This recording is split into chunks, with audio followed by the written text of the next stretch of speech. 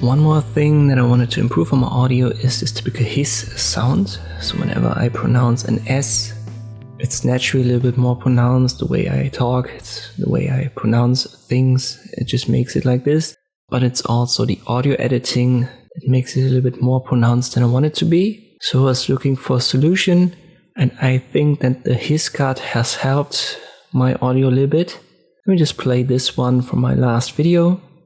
And we're back to CapCut. Let me show you how you can recreate this confused mouth lady meme using CapCut. And right at the end you could hear a very pronounced S sound when I said this. Let's go to Effects, Filter and EQ, and there is a scientific filter option.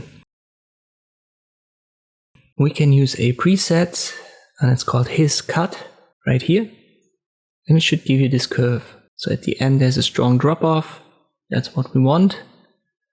So now play this clip again.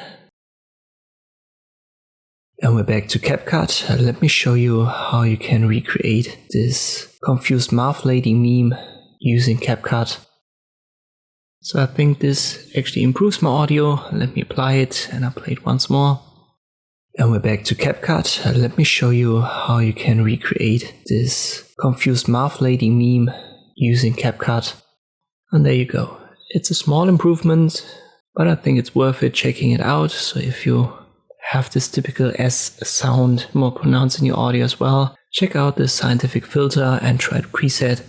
Ctrl A to select your entire clip and then apply it, and you should be good.